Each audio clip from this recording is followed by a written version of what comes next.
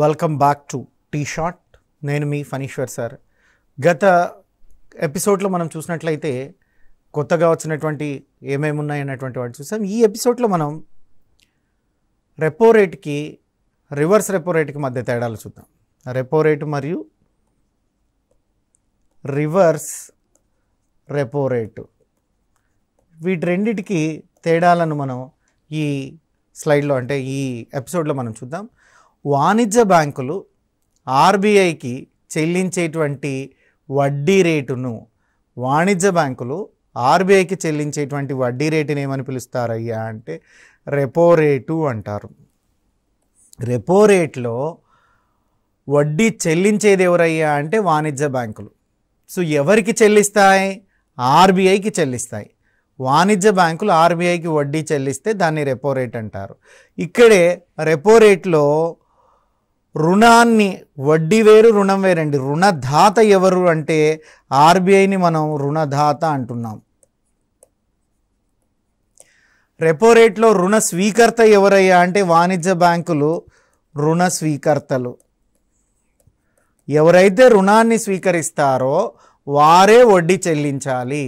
ఇక్కడ రుణ స్వీకర్త వాణిజ్య బ్యాంకు కాబట్టి వడ్డీ చెల్లించేది ఎవరు? వాణిజ్య బ్యాంకే వడ్డీ చెల్లించాలి. వాణిజ్య బ్యాంకులే వడ్డీ చెల్లిస్తాయి. ఎవరికి చెల్లిస్తాయి? ఆర్బీఐకి చెల్లిస్తాయి. అంటే వాణిజ్య బ్యాంకులు ఆర్బీఐకి చెల్లించేటువంటి వడ్డీ రేటుని మనం ఏమని పిలుస్తున్నాం? రెపో రేటు అంటాం. రివర్స్ రెపో రేటు అంటే దీనికి కొంత రివర్స్గా ఏంటి? ఆర్బీఐ వాణిజ్య బ్యాంకులకు చెల్లించేటువంటి వడ్డీ రేటు. ఈ రివర్స్ రెపో రేట్లో చూసినట్లయితే రుణ స్వీకర్త ఆర్బీఐ అవుతుంది. అక్కడ ఉండేటువంటి రుణదాత ఇక్కడికి వచ్చే లోపల రుణ స్వీకర్త అవుతారు. రుణ స్వీకర్త అని గుర్తుపెట్టుకోండి.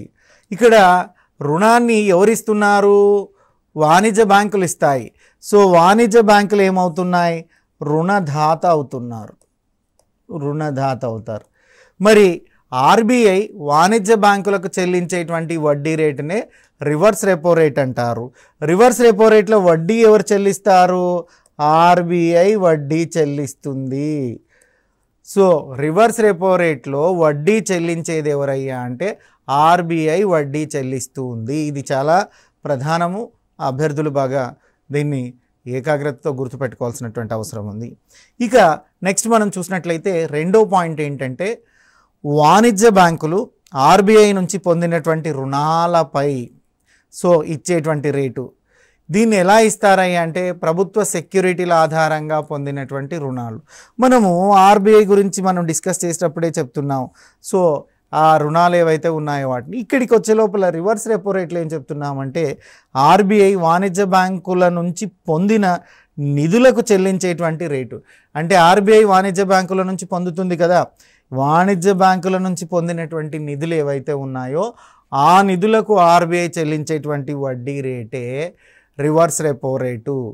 ఇక రెపో రేటు విషయానికి వస్తే రెపో రేటు స్వల్పకాలానికి సంబంధించింది. రెపో రేట్ అంటేనే మనం ఏం చెప్తున్నాం? షార్ట్ టర్మ్ లెండింగ్ రేట్ అని చెప్తున్నాం. So short term lending rate అంటే స్వల్పకాలానికి సంబంధించింది. మరి రివర్స్ రెపో రేట్ కూడా స్వల్పకాలానికి సంబంధించింది. దీన్ని షార్ట్ టర్మ్ బారోయింగ్ రేట్ అంటారు. షార్ట్ టర్మ్ లెండింగ్ రేట్ అంటే రెపో రేట్ అని అర్థము. షార్ట్ టర్మ్ బారోయింగ్ రేట్ అంటే రివర్స్ రెపో రేట్ అని అర్థం అండి. ఇక అసలు రివర్స్ రెపో రేటుని ముందుగా రెపో రేటుని ఎందుకు తీసుకుంటారయ్యా అంటే వాణిజ్య బ్యాంకులకు నిధుల కొరత ఉంటే ఆ కొరతను తీర్చుకోవడానికి ఉపయోగించుకునేటువంటిదే రెపో రేట్ అండి. అంటే నిధుల కొరతను తీర్చుకోవడానికి వాణిజ్య బ్యాంకులు ఉపయోగించుకునేటువంటిదే రెపో రేట్. ఎందుకు ఉపయోగిస్తాయి రెపో రేటుని అంటే వాణిజ్య బ్యాంకులకు నిధులు కొరతగా ఉన్నప్పుడు ఆ నిధుల కొరతను తీర్చుకోవడానికి ఉపయోగిస్తాయి. మరి రివర్స్ రెపో రేటుని ఎందుకు ఉపయోగిస్తారయ్యా అంటే మిగులు నిధులను ఆర్బీఐ సేకరిస్తుందండి. అంటే ఏవైనా వాణిజ్య బ్యాంకుల దగ్గర మిగులు నిధులు ఉన్నట్లయితే ఆ మిగులు నిధులను సేకరించడానికి దీనిని ఉపయోగించడం అన్నటువంటిది జరుగుతుంది. దేనిని ఉపయోగిస్తున్నారు? సో రివర్స్ రెపో రేటుని కేవలము మిగులు నిధులను సేకరించడం కొరకే ఆర్బీఐ ఉపయోగిస్తుంది. ఇక రెపో రేటు విషయానికి వచ్చినట్లయితే ద్రవ్యోల్బణ కాలంలో ఈ ద్రవ్యోల్బణాన్ని నియంత్రించడానికి దీనిని మనం ఆర్ఆర్స్ ఏదైతే రెపో రేట్ ఉంటుందో దాన్ని ద్రవ్యోల్బణాన్ని నియంత్రించుటకు కూడా ఉపయోగిస్తున్నాము. సో ఇక్కడ చూసినట్లయితే ఆర్ఆర్తో పోల్చినప్పుడు త్రిబుల్ రేట్ అన్నటువంటిది తక్కువగా ఉంటుంది. అంటే రెపో రేట్ ఎంత ఉంటుందో అంతకన్నా ఖచ్చితంగా తక్కువనే రివర్స్ రెపో రేట్ ఉండాలి. సో అంటే వాణిజ్య బ్యాంకులు చెల్లించేటువంటి వడ్డీ కన్నా ఆర్బీఐ చెల్లించే వడ్డీ తక్కువగా ఉండాలని అర్థం అండి. ఆర్ఆర్తో పోలిస్తే రెపో రేటుతో పోలిస్తే రివర్స్ రెపో రేటు తక్కువగా ఉంటుంది. అంటే వాణిజ్య బ్యాంకులు చెల్లించేటువంటి వడ్డీ రేటుతో పోలిస్తే ఆర్బీఐ చెల్లించేటువంటి వడ్డీ రేటు తక్కువగా ఉంటుంది. మరి దీన్ని ఎందుకు ఉపయోగిస్తారు ఆర్ఆర్బీని అంటే ద్రవ్య సప్లై సర్దుబాటు ఏదైతే ఉంటుందో ఆ ద్రవ్య సప్లై సర్దుబాటు అన్నటువంటిది ఉంటుంది కదా, ఆ ద్రవ్య సప్లై సర్దుబాటుకు ఆర్ఆర్ని ఉపయోగిస్తారు. త్రిబులాలను ఎందుకు ఉపయోగిస్తారయ్యా అంటే త్రిబులార్ ఆర్ఆర్ఆర్. సో ఎందుకు ఉపయోగిస్తారంటే ద్రవ్య సప్లై సర్దుబాటు కొరకు దీనిని ఉపయోగించడం అన్నటువంటిది జరుగుతుంది. సో ఇక తర్వాత చూసినట్లయితే 2003 సంవత్సరంలో bench mark prime lending rate అన్నటువంటి దాన్ని తీసుకొచ్చారు. దాన్ని బీపీఎల్ఆర్ అని పిలుస్తున్నారు. సో బీపీఎల్ఆర్ అని పిలుస్తారు. Benchmark prime lending rate అంటున్నారు. Benchmark prime lending rate అని పిలుస్తున్నారు. ఈ benchmark prime lending rate ఏంటయ్యా అంటే సాధారణ ప్రైమ్ రేటు లేదా ప్రైమ్ లెండింగ్ రేట్ అని కూడా అంటారు. సో ఈ ప్రైమ్ లెండింగ్ రేట్ అని పిలుస్తున్నారు. రుణాలపై నిర్వహించబడేటువంటి వడ్డీ రేట్ అండి ఇది. ప్రైమ్ లెండింగ్ రేట్ అంటే రుణాలపై తీసుకునేటువంటిది. ప్రైమ్ మీన్స్ ప్రాథమికంగా రుణాలపై తీసుకునేటువంటి వడ్డీ రేట్. అంటే రుణాలపై నిర్వహించబడేటువంటి వడ్డీ రేటు అని అర్థం. వాణిజ్య బ్యాంకులు ప్రధాన ఖాతాదారులకు ఇచ్చేటువంటి రుణాలపై విధించేటువంటి వడ్డీ రేటు. వాణిజ్య బ్యాంకులు వారికి ఎవరైతే ప్రధాన ఖాతాదారులు ఉన్నారో ఈ ప్రధాన ఖాతాదారులకు ఇచ్చేటువంటి రుణాలపై విధించబడినటువంటి వడ్డీ రేటుని మనం ప్రైమ్ లెండింగ్ రేట్ అని పిలుస్తున్నాం, లేదా bench mark prime lending rate అని కూడా పిలుస్తున్నాం, బీపీఎల్ఆర్. ఇది 2003 సంవత్సరంలో నుంచి బీపీఎల్ఆర్ అన్నటువంటిది ప్రవేశపెట్టబడింది. ఇక దీన్ని ఎవరికి ఇస్తున్నారా అంటే వాణిజ్య బ్యాంకులు వారికి ఉండేటువంటి ప్రధాన ఖాతాదారులు ఎవరైతే ఉన్నారో ఆ ప్రధాన ఖాతాదారులకు ఇచ్చేటువంటి రుణాలపైన విధించబడేటువంటి వడ్డీ రేటు అని అర్థం. ఈ రేటు బ్యాంకుల మధ్య వేరువేరుగా ఉంటుంది. ఏ రేట్ అయినా కూడా కమర్షియల్ బ్యాంకు టు బ్యాంకు సాధారణంగా కస్టమర్లకు ఇచ్చేటువంటి వడ్డీ రేట్లు వేరువేరుగా ఉంటాయి. సాధారణంగా ఏ బ్యాంకు పాలసీస్ ఆ బ్యాంకుకు ఉంటాయి, ఏ బ్యాంకు వడ్డీ రేట్లు ఆ బ్యాంకు తీసుకుంటుంది, ఏ బ్యాంకు టర్మ్స్ అండ్ కండిషన్స్ దానికి ఉంటాయి. సాధారణంగా అయితే ఈ రేటు బ్యాంకుకు మధ్య వేరువేరుగా ఉంటుంది. సో కస్టమర్స్కి ఇచ్చేటువంటి వాటి మాత్రమే వేరువేరుగా ఉంటాయండి, బ్యాంకింగ్లకి. ఆర్బీఐ ఇచ్చేటివి మాత్రం అన్నిటికొకటే ఉంటాయి. ఇక్కడ మనం ఏమని చదువుకున్నాం? సో బీపీఎల్ఆర్ అంటే bench mark prime lending rate అన్నటువంటిది వాణిజ్య బ్యాంకుల ప్రధాన ఖాతాదారులకు ఇచ్చేటువంటి రుణాలపై విధించేటువంటి వడ్డీ రేటు అన్నాం. వాణిజ్య బ్యాంకులు ప్రధాన ఖాతాదారులకు ఇచ్చేటువంటి రుణాలపై విధించబడినటువంటి వడ్డీ రేటు అని అర్థం. ఈ రేటు బ్యాంకులకు మధ్య వేరువేరుగా ఉంటుంది. దీనివల్ల బ్యాంకుల మధ్య వడ్డీ రేటుతో పోల్చడం అన్నటువంటిది కష్టంగా ఉంటుంది. అంటే బ్యాంకులకు మధ్య మనం వడ్డీ రేటు పోల్చడం కొంత కష్టంగానే ఉంటుంది. ఇక ఆ తర్వాత చూసినట్లయితే ఈ బీపీఎల్ఆర్ ప్రైమ్ లెండింగ్ రేట్ ఏదైతే ఉందో, సో ఈ benchmark prime lending rate అన్నటువంటి దాంట్లో కొన్ని లోపాలు ఉన్నాయండి. సో ఈ లోపాలు ఏంటి అన్నటువంటి దాన్ని మనం ఒకసారి చూద్దాం. వీటి మీద కూడా ఎగ్జామ్లో అప్పుడప్పుడు క్వశ్చన్ అడిగేటువంటి అవకాశాలు ఉన్నాయి. ఈ లోపాలని మనం చూసినట్లయితే పిల్లలపై పారదర్శకత ఉండేది వంటిది కాదు. అంటే వడ్డీ రేట్లు ఎవరైనా పిల్లలు తీసుకుంటే దాంట్లో ఎలాంటి పారదర్శకత ఉండేది వంటిది కాదు. చిన్నపిల్లల ఖాతాదారులకు ఇచ్చేటువంటి బెనిఫిట్స్ ఏవి కూడా ఉండేటివి కాదు. సో ఇది పురాతనమైనటువంటి బెంచ్ మార్క్ రేటు. ఓకే, ఇది పాతకాలం నుంచి వస్తుంది, దీంట్లో పెద్దగా తేడా ఏమీ లేదు, అప్డేట్ అవ్వలేదు అని చెప్పొచ్చు. ఇది పురాతనమైనటువంటి బెంచ్ మార్క్. సో ఈ బెంచ్ మార్క్ రేటు పెద్దగా అప్డేట్ ఏం కావలేదు. ఈ రేటును పునఃపరిశీలన చేయడానికి నిర్ణీత కాలం అంటూ ఏదీ లేదు. సో నిర్ణీత కాలం అంటూ ఏది లేదు కాబట్టి ఇది ఒక లోపం అయిందంటే ఏదైనా సమీక్షించాలన్నా పునఃపరిశీలించాలన్నా అంటే ఏదైనా ఒక తప్పో ఒప్పో జరిగితే మళ్ళీ సరిదిద్దుకునేటువంటి అవకాశం ఉండేది కాదు. అందుకే ఈ రేటు పునఃపరిశీలన చేయడానికి నిర్ణీత కాలం నిర్ణయించబడలేదు లేదా నిర్ణీత కాలం ఉండేది కాదు అన్నటువంటి విషయాన్ని క్లియర్గా మనం చెప్పవచ్చును.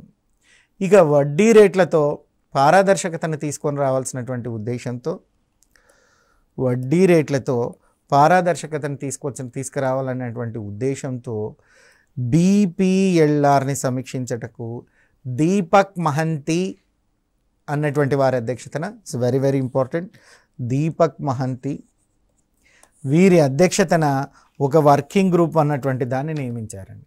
దీపక్ మహంతి అధ్యక్షతన వర్కింగ్ గ్రూప్ నిర్మించారు. ఎందుకు నిర్మించారు? బీపీఎల్ఆర్ను సమీక్షించటకు. సో బీపీఎల్ఆర్ను సమీక్షించుటకు. అయితే ఇందులో లోపాలు ఉన్నాయి బీపీఎల్ఆర్లో. ఇది రైటా రాంగా, దీన్ని సమీక్షించి ఒక నివేదిక ఇవ్వాలి. దీంట్లో మంచి చెడ్డలు అంటే రైట్ రాంగ్స్, మంచి చెడ్డలు, దీని యొక్క పర్యావసానం ఎలా ఉంది, పనితీరు ఎలా ఉంది అన్నటువంటి దాన్ని మొత్తంగా ఓవరాల్గా సమీక్షించడానికి దీపక్ మహంతి అనేటువంటి వారి అధ్యక్షతన ఒక వర్కింగ్ గ్రూప్ను కూడా ప్రభుత్వం ఏర్పాటు చేసింది. సో ఇకపోతే బేస్ రేట్ అంటున్నాం. సో ఈ బేస్ రేట్ అన్నటువంటి దాన్ని చూసినట్లయితే 2010వ సంవత్సరంలో దీన్ని మనం తీసుకురావడం అన్నటువంటి జరిగింది. బేస్ రేట్ అంటున్నారు. 2010 నుంచి బేస్ రేటుని తీసుకొస్తున్నారు. అంటే ఈ ఏదైతే మనం దీపక్ మహంతి కమిటీ ఉందో, ఇది దీపక్ మహంతి కమిటీ. ఈ దీపక్ మహంతి కమిటీ ఏదైతే ఉందో, ఈ దీపక్ మహంతి కమిటీ సూచనల మేరకు 2010 ఏప్రిల్ 9న బేస్ రేట్ విధానాన్ని మనం తీసుకొని రావడం అన్నటువంటి జరిగింది. అంటే ఈ బేస్ రేట్ విధానానికి సంబంధించినటువంటి కొన్ని గైడ్లైన్స్ అంటే మార్గదర్శకాలను వీరు రిలీజ్ చేయడం అన్నటువంటిది జరిగింది. అంటే దీపక్ మహంతి కమిటీ సూచనల మేరకు 2010 ఏప్రిల్ 9న బేస్ రేట్ విధానానికి సంబంధించి మార్గదర్శకాలను జారీ చేయడం అన్నటువంటిది జరిగింది. 2010 జూలై 1 నుంచి భారతదేశంలో బేస్ రేట్ విధానం అమల్లోనికి వచ్చింది. బేస్ రేట్ విధానం ఎప్పుడు అమల్లోకి వచ్చిందయ్యా అంటే 2010 జూలై 1 నుంచి. ఎవరి యొక్క రికమెండేషన్ ద్వారా వచ్చిందయ్యా అంటే దీపక్ మహంతి కమిటీ సూచనల మేరకు వచ్చింది. సో వారు ఏప్రిల్ 9న 2010 ఏప్రిల్ 9న బేస్ రేట్ విధానానికి సంబంధించినటువంటి మార్గదర్శకాలను జారీ చేస్తే ప్రభుత్వం వారు జూలై 1 నుంచి వాటిని అమలు చేయడం అన్నటువంటిది జరిగింది. సో 2010 జూలై 1 నుంచి మనకు బేస్ రేట్ అన్నటువంటిది అమల్లోకి రావడం జరిగింది. ఇక ఈ బేస్ రేట్ నిర్ణయించడంలో రెపో రేట్ అన్నటువంటిది, సో ఈ రెపో రేటుకు సంబంధించినటువంటి నిర్ణయించడంలో ఈ రెపో రేటు తగ్గుతుందా ఎక్కుతుందా అన్నటువంటి భయం ఏమీ ఉండేది కాదు. రెపో రేటు పెరిగినా తగ్గినా బేస్ రేట్లో మార్పు వచ్చేటువంటిది కాదు. అంటే రెపో రేట్ అన్నటువంటి దానికి భయపడాల్సిన పని కానీ సో దాని మీద ఆధారపడాల్సినటువంటి పని కానీ లేదు. అంటే రెపో రేటు పెరిగిందా లేదా తగ్గిందా అన్నటువంటి మార్పులు పెద్దగా వచ్చేటివి కాదు. అంటే రెపో రేటు పెరిగినా లేదా తగ్గినా, రెపో రేట్లో మార్పులు పెరిగినా తగ్గినా బేస్ రేట్లో మాత్రం మార్పు ఉండేది కాదు. అంటే బేస్ రేటును రెపో రేటు ఇన్ఫ్లుయెన్స్ చేయలేదు అని దాని అర్థం. రెపో రేటు పెరిగినప్పటికీ లేదా తరిగినప్పటికీ బేస్ రేట్లో మార్పులు వచ్చేవి కావు. సో అయితే 2010 నుంచి 2012 మధ్య కాలంలో మనం గమనించినట్లయితే ఆర్బీఐ అనేక సార్లు బ్యాంకు రేటును మార్చింది. 2010వ సంవత్సరం నుంచి 12వ సంవత్సరం మధ్య కాలంలో చూస్తే ఆర్బీఐ అన్నటువంటిది అనేక సార్లు కూడా బ్యాంకు రేటును మార్చుతూ వచ్చిందండి. అయినప్పటికీ ఎలాంటి పరిస్థితుల్లో కూడా బేస్ రేట్లో మార్పులు రాలేదండి. అలా రాకపోవడంతో, ఆ బేస్ రేట్లో మార్చకపోవడంతో ఈ విధానంపై పునఃపరిశీలన చేయాలనే ఆలోచన జరిగింది. పునఃపరిశీలన చేయాల్సినటువంటి అవసరం వచ్చింది. ఈ విధానంపై పునఃపరిశీలన గావించడం అన్నటువంటిది వచ్చింది. 2010 నుంచి 12 వరకు మనం గమనించినట్లయితే అనేక సార్లు ఆర్బీఐ బ్యాంకు రేటును మార్చడం అన్నటువంటిది జరిగింది. ఇలా ఎన్నిసార్లు బ్యాంకు రేటును మార్చినప్పటికీ కూడా బేస్ రేట్లో ఎలాంటి మార్పు జరగలేదు. మరి ఎప్పుడైతే బేస్ రేట్లో మార్పు జరగలేదో మన పెద్దలు కూడా పునఃసమీక్ష చేశారు. ఈ విధానం నిజంగా కరెక్ట్ అయినదా? ఇన్నిసార్లు బ్యాంకు రేటు మారుతుంది, మరి బ్యాంకు రేటు మారితే ఖచ్చితంగా బేస్ రేట్లో ఎంతో కొంత మార్పులు రావాలి. అలా ఏమీ రానప్పుడు అసలు బేస్ రేట్ అవసరమా? బేస్ రేట్ మనం సరిగ్గానే క్యాలిక్యులేట్ చేస్తున్నామా? ఒకసారి దీన్ని పునఃపరిశీలించుకుందాం. ఇది రైటో రాంగో, ఇది ఎందుకో చేంజ్ కాకుండా ఒకసారి చూద్దామని దీన్ని పునఃపరిశీలన చేయడం అన్నటువంటిది జరిగింది. ఎప్పుడు? 2012 తర్వాత. అంటే 2010 నుంచి 2012 వరకు వచ్చినటువంటి వాటిని చూస్తే వాటి మధ్య చేసినప్పుడు పునఃపరిశీలన చేయడం అన్నటువంటిది జరిగింది. ఇక marginal cost of funds based lending rate అని ఇంకొక రేట్ కూడా ఉంది. దీన్ని ఎంసీఎల్ఆర్ అంటున్నారు. ఎంసీఎల్ఆర్. ఈ ఎంసీఎల్ఆర్ అంటే ఏంటయ్యా అంటే marginal cost of funds based lending rate. అంటే ఫండ్స్ బేస్డ్ ఏవైతే ఉన్నాయో వాటికి మార్జినల్ కాస్ట్కి సంబంధించినటువంటిది. బేస్ రేట్ స్థానంలో దీన్ని తీసుకురావడం అన్నటువంటిది జరిగింది. 2016 ఏప్రిల్ 1 నుంచి 2016 ఏప్రిల్ 1 నుంచి ఆర్బీఐ దీన్ని పెట్టింది. దేన్ని ప్రవేశపెట్టబడింది? ఎంసీఎల్ఆర్ని ఎప్పుడు ప్రవేశపెట్టారయ్యా అంటే 2016 నుంచి ఏప్రిల్ 1, 2016 నుంచి ఏప్రిల్ 1, 2016 నుంచి marginal cost of funds based lending rate అన్నటువంటి దాన్ని తీసుకొచ్చారు. దాన్నే మనం ఎంసీఎల్ఆర్ అని పిలుస్తున్నాం. ఎం అంటే మార్జినల్, సి అంటే కాస్టు, ఎఫ్ అంటే ఫండ్సు, బి అంటే బేస్డ్ లెండింగ్ రేట్. దీన్ని సింపుల్లీ ఎంసీఎల్ఆర్ రేట్ అని పిలుస్తున్నారు. లెండింగ్ రేట్ అని. దీన్ని ఏం చెప్తున్నామంటే marginal cost of based lending rates అని. ఇది ఎవరి స్థానంలో తీసుకురాబడింది? బేస్ రేట్ స్థానంలో తీసుకురాబడింది. 2010 నుంచి 12 వరకు అనేక సార్లు బ్యాంకు రేటు మార్చినప్పటికి కూడా బేస్ రేట్లో తేడా రాకపోవడం వల్ల ఇది సరైనదా లేదా అని విశ్వసించడం కొరకు చర్చలు జరిగితే దాని ప్లేస్లోనే marginal cost of funds based lending rate అన్నటువంటి కొత్త విధానాన్ని తీసుకురావడం అన్నటువంటిది జరిగిందండి. ఇది వాణిజ్య బ్యాంకులకు ఇచ్చేటువంటి రుణాలపై విధించేటువంటి వడ్డీ రేటు. ఈ ఎంసీఎల్ఆర్ ఎవరిపైన నిర్ణయిస్తున్నారయ్యా అంటే వాణిజ్య బ్యాంకులకు ఇచ్చేటువంటి రుణాల రేటు. వాణిజ్య బ్యాంకులకు ఇచ్చేటువంటి రుణం ఉన్నాయిక, ఆ రుణం అంటే ఏవైనా వాణిజ్య బ్యాంకులు ఆర్బీఐ దగ్గర అప్పు తీసుకుంటుంటే ఆ అప్పుపై విధించేటువంటి వడ్డీ రేటును ఎంసీఎల్ఆర్ అని కూడా చెప్తున్నారు. దీన్ని నిర్ణయించడంలో రెపో రేటును పరిగణలోనికి తీసుకుంటారు. ఎంసీఎల్ఆర్ని నిర్ణయించాలి అంటే దేన్ని పరిగణలోనికి తీసుకుంటారయ్యా అంటే రెపో రేటును పరిగణలోనికి తీసుకుంటారు. Marginal cost of funds based lending rate నిర్ణయించడంలో ఆర్ఆర్బిని ఆర్ఆర్ని అంటే ఏమని చెప్తున్నాం మనం? ఆర్ఆర్ అంటే రెపో రేట్ అన్నటువంటి రేటుని పరిగణనలోనికి తీసుకోవడం జరుగుతుంది. రెపో రేటును పరిగణలోనికి తీసుకొని జరుగుతుంది. మరి ఈ ఎంసీఎల్ఆర్ అన్నటువంటి దాన్ని నిర్ణయించడంలో పెరిగిన అదనపు నిధుల వ్యయం ఆధారంగా నిర్ణయిస్తారు. ఈ ఎంసీఆర్ని ఎలా నిర్ణయిస్తున్నారయ్యా అంటే, ఎప్పుడైతే బ్యాంకుల దగ్గర అదనంగా నిధులు పెరిగాయో పెరిగిన అదనపు నిధుల వ్యయం ఆధారంగానే ఎంసీఎల్ఆర్ అన్నటువంటిది నిర్ణయించబడుతుంది.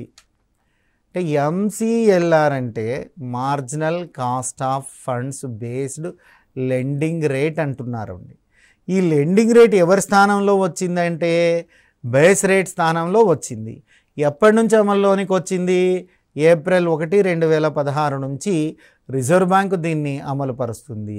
అసలు ఇది ఏ బ్యాంకుల మీద పనిచేస్తుందంటే, ఇది వాణిజ్య బ్యాంకులు ఇచ్చేటువంటి రుణంపై విధించేటువంటి వడ్డీ రేటు.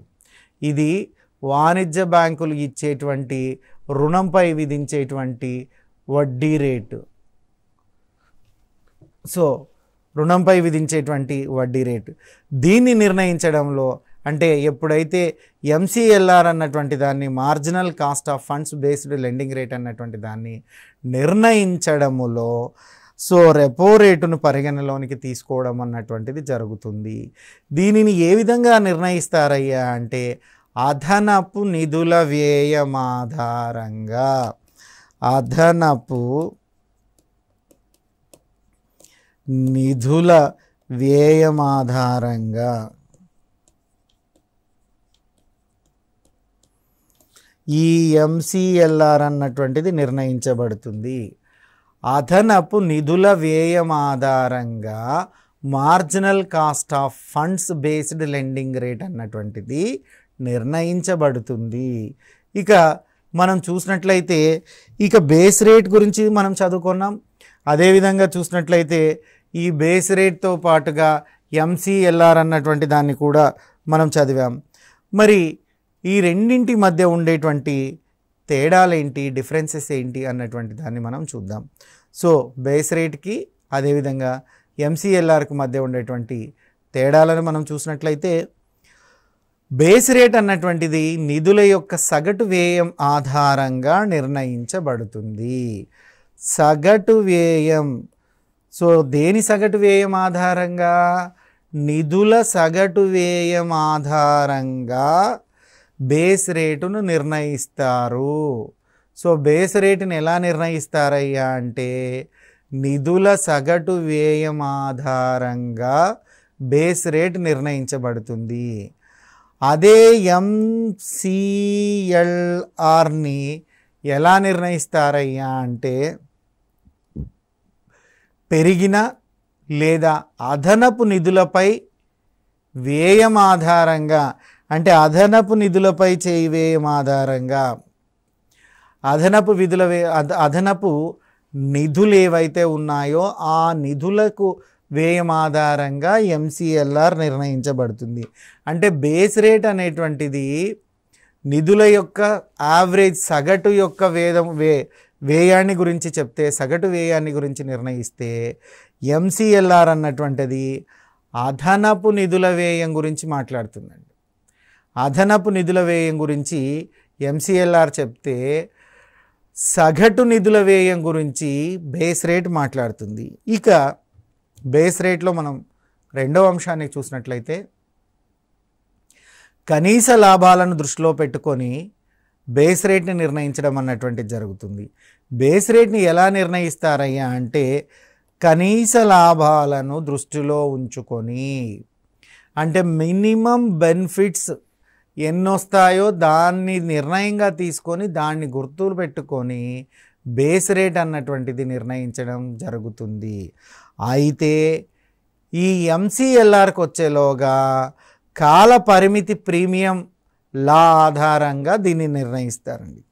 కాల పరిమితి ప్రీమియం లా ఆధారంగా, కాల పరిమితి ప్రీమియం లా ఆధారంగా అంటే ఏంటైతే, కాల పరిమితికి సంబంధించినటువంటి చట్టాన్ని ఆధారంగా చేసుకొని ఎంసీఎల్ఆర్ అన్నటువంటిది నిర్ణయించబడుతుంది. ఇక బేస్ రేట్ విషయానికి వస్తే, నిర్వహణ వ్యయాలు కూడా పరిగణలోనికి తీసుకోవడం జరుగుతుంది. నిర్వహణ వ్యయాలు పరిగణలోనికి తీసుకుంటారు. సో నిర్వహణ వ్యయాలను కూడా ఇక్కడ తీసుకుంటారు 2 సార్లు పడింది, తప్పేమీ లేదు. నిర్వహణ వ్యయాలని పరిగణలోనికి తీసుకుంటారు అన్నటువంటి దాన్ని మనం గుర్తుంచుకోవాలి. ఎక్కడ బేస్ రేట్ గురించి మాట్లాడేటప్పుడు నిర్వహణకు అయ్యేటువంటి వ్యయం ఏదైతే ఉందో ఆ నిర్వహణ వ్యయాన్ని కూడా పరిగణలోనికి తీసుకోవడం అన్నటువంటిది జరుగుతుంది. ఇక ఎంసీఎల్ఆర్ల విషయానికి వస్తే సో ఆపరేటింగ్ కాస్ట్ను తీసుకుంటారండి. ఎంసీఎల్ఆర్లో ఆపరేటింగ్ వ్యయం అంటే ఆపరేటింగ్ కాస్ట్ని పరిగణలోనికి తీసుకుంటే బేస్ రేటులో నిర్వహణ వ్యయాన్ని పరిగణలోనికి తీసుకుంటారు. నిర్వహణ వ్యయాన్ని పరిగణలోనికి తీసుకుంటే దాన్ని బేస్ రేట్ అంటున్నారు. ఆపరేటింగ్ కాస్ట్ను పరిగణలోనికి తీసుకుంటే దాన్ని ఎంసీఎల్ఆర్ అంటారు. నిర్వహణ వ్యయాన్ని పరిగణలోకి ఎక్కడ తీసుకుంటారయ్యా అంటే బేస్ రేట్లో తీసుకోవడం అన్నటువంటిది జరుగుతుంది. మరి అదేవిధంగా ఎంసీఎల్ఆర్ విషయానికి వస్తే ఆపరేటింగ్ కాస్ట్ అన్నటువంటి దాన్ని పరిగణలోనికి తీసుకోవడం అన్నటువంటిది జరుగుతుందండి. ఇక బేస్ రేట్ విషయానికి వస్తే సిఆర్ఆర్ పైన నిర్వహించబడేటువంటి ఖర్చు. బేస్ రేట్ విషయానికి వస్తే సిఆర్ఆర్ క్యాష్ రిజర్వ్ రేషియో పై నిర్వహించేటువంటి ఖర్చునే బేస్ రేట్గా లెక్కించడం జరుగుతుంది. సో ఇక్కడ వస్తే ఇది కూడా సిఆర్ఆర్ నిర్వహణపై సో నిర్వహణ ఖర్చే. ఈ point very very important. Base rate అన్నా ఎంసీఎల్ఆర్ అయినా దేనిపైన తీసుకుంటున్నారయ్యా అంటే సిఆర్ఆర్ నిర్వహణపై వచ్చేటువంటి ఖర్చు, నిర్వహణకు అయ్యేటువంటి ఖర్చు నిర్వహణ ఖర్చుగానే తీసుకోవడం అన్నటువంటిది జరుగుతుంది. ఇక బేస్ రేట్ని మనం చూసినట్లయితే తరచుగా రివైజ్ చేయడానికి కుదరదు, చెయ్యరు అని మనం చెప్పొచ్చు. సో తరచుగా రివైజ్ చేసేటువంటి పరిస్థితులు ఉండవు.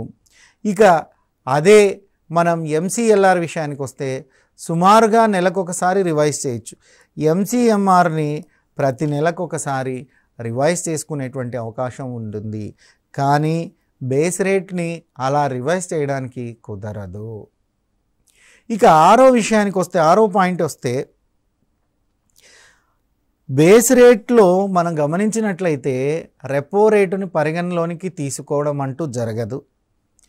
క్లియర్గా బేస్ రేట్లో రెపో రేటుకు సంబంధం ఉండదు. రెపో రేట్ను పరిగణలోనికి తీసుకోరు. ఇదే ఇక్కడ చూసినట్లయితే ఎంసీఎల్ఆర్లో బేస్ రేటును పరిగణలోనికి తీసుకుంటారు. ఎంసీఎల్ఆర్లో బేస్ రేటుని పరిగణలోనికి తీసుకోవడం అంటూ జరుగుతుంది.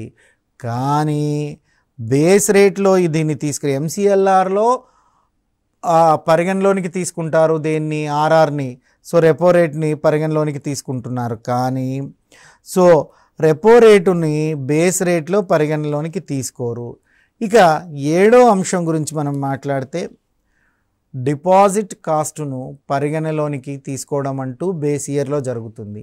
బేస్ ఇయర్లో మనం చూసినట్లయితే డిపాజిట్ కాస్టుని పరిగణలోనికి తీసుకుంటారు. డిపాజిట్ కాస్ట్ ఏదైతే ఉందో ఆ డిపాజిట్ కాస్టుని పరిగణలోనికి తీసుకోవడం అన్నటువంటిది జరుగుతుంది. అయితే ఇక్కడ మనం ఎంసీఎల్ఆర్లో గమనించినట్లయితే ఎంసీఎల్ఆర్లో డిపాజిట్ కాస్ట్ సో ఇది ఏవైతే ఉందో డిపాజిట్ కాస్టును పరిగణలోనికి తీసుకోరు. ఇక 8వ పాయింట్ ఏంటయ్యా అంటే అడ్మినిస్ట్రేటివ్ కాస్ట్ని కూడా పరిగణలోనికి బేస్ రేట్లో తీసుకుంటారు. బేస్ రేట్లో అడ్మినిస్ట్రేటివ్ కాస్ట్ను కూడా పరిగణలోనికి తీసుకునడం అంటూ జరుగుతుంది. బేస్ రేట్లో అడ్మినిస్ట్రేటివ్ కాస్ట్ను కూడా పరిగణలోనికి తీసుకోవడం అన్నటువంటిది జరుగుతుంది. ఇక్కడ చూసినట్లయితే అడ్మినిస్ట్రేటివ్ కాస్ట్ని అంటే సో ఎంసీఎల్ఆర్లో చూసినట్లయితే ఇక్కడ కూడా అడ్మినిస్ట్రేటివ్ కాస్ట్ని పరిగణలోనికి తీసుకుంటున్నారు. ఇక ఓవర్ హెడ్ కాస్ట్ అన్నటువంటిది ఉంటుంది. ఈ ఓవర్ హెడ్ కాస్ట్ని బేస్ ఇయర్లో కేటాయిస్తారు. మనం అన్అలాటెడ్ కాస్ట్ అంటున్నాం. ఇక్కడ ఈ ఓవర్ హెడ్ కాస్ట్ అన్నటువంటి దాన్ని చూసినట్లయితే ఈ ఓవర్ హెడ్ కాస్ట్ను పరిగణలోనికి తీసుకుంటారు రెండిట్లో కూడా. ఇక 10వ పాయింట్ చూసినట్లయితే minimum profit last year of previous year ఆధారంగా నిర్ణయిస్తారు. అంటే మినిమం ప్రాఫిట్ ఆధారంగా బేస్ రేటు నియమించబడుతుంది. బేస్ రేట్ ఏ విధంగా నియమించబడుతుందయ్యా అంటే మినిమం ఆధారంగా నియమించబడుతుంది. ఇక 10వ పాయింట్ MCLR ఏం చెప్తుందయ్యా అంటే మినిమం కాస్ట్ ఆర్ అదనపు వ్యయము ఆర్ పెరిగిన నిధులను ఖర్చు ఆధారంగా తీసుకుంటారు. అంటే ఇక్కడ మినిమం కాస్ట్ అన్నా తీసుకుంటారు, లేదా అడిషనల్ ఎక్స్పెండిచర్ అదనపు వ్యయమైనా తీసుకుంటారు, లేదా పెరిగిన నిధులపై ఖర్చు అయినా తీసుకుంటారు. ఇది మనకి ఇక్కడ జరుగుతున్నటువంటి అంశము. ఇక్కడ చూసినట్లయితే ఇవి ఒకసారి బేస్ ఇయర్కి MCLRకి తేడాను చూసినట్లయితే బేస్ ఇయర్లో నిధుల యొక్క సగటు వ్యయం ఆధారంగా లెక్కించడం జరుగుతుంది. MCLRని పెరిగిన లేదా అదనపు నిధుల వ్యయం ఆధారంగా లెక్కిస్తారు. ఇక్కడ చూసినట్లయితే CRR నిర్వహణ ఖర్చుని లెక్కిస్తారు. CR నిర్వహణ ఖర్చును రెండిట్లో కూడా లెక్కించడం అన్నటువంటిది జరుగుతుంది. దీనిలో రెపో రేటును పరిగణలోనికి తీసుకుంటే MCLRలో రెపో రేటుని పరిగణలోనికి తీసుకోరు. బేస్ రేట్లో అడ్మినిస్ట్రేటివ్ కాస్ట్ని పరిగణలోనికి తీసుకుంటారు. ఇక్కడ కూడా MCLRలో కూడా అడ్మినిస్ట్రేటివ్ కాస్ట్ పరిగణలోనికి తీసుకుంటారు. ఓవర్ హెడ్ కాస్ట్ అన్నటువంటి దాన్ని కూడా కేటాయించడం జరుగుతుంది. MCLR విషయానికి వస్తే పరిగణలోనికి తీసుకుంటారు ఓవర్ హెడ్ కాస్ట్ అని కూడా. ఇక మినిమం ప్రాఫిట్ ఆధారంగా బేస్ ఇయర్ నిర్ణయించబడుతుంది.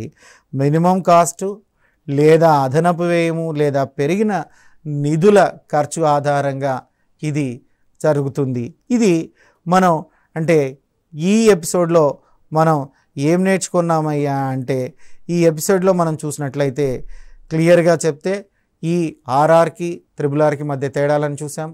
అదేవిధంగా bench market prime lending rate అన్నటువంటి దాన్ని తెలుసుకున్నాం. ఆ బెంచ్ మార్కెట్ ప్రైమ్ లెండింగ్ రేట్లో లోపాలను తెలుసుకున్నాం. బేస్ రేట్ అన్నటువంటి దాన్ని తెలుసుకున్నాం. దానికి సంబంధించినటువంటి దాని తర్వాత MCLR marginal cost of funds based lending rate అంటే ఏంటో తెలుసుకున్నాం. బేస్ రేట్కి మరియు MCLRకు మధ్య ఉండేటువంటి తేడాలను కూడా మనం తెలుసుకున్నాం.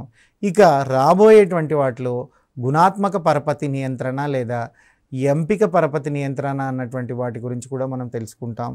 మరి ఎపిసోడ్లో ఈ అంశాలన్నింటినీ తెలుసుకున్నాం. నెక్స్ట్ ఎపిసోడ్లో గుణాత్మక సంబంధించినటువంటిది అంటే నెక్స్ట్ ఎపిసోడ్లో చూసినట్లయితే గుణాత్మక పరపతి నియంత్రణ లేదా ఎంపిక చేయబడినటువంటి నియంత్రణ అన్నటువంటి దాన్ని మనం తెలుసుకుంటాం. మీ Phaneeshwar sir from T short. Thank you.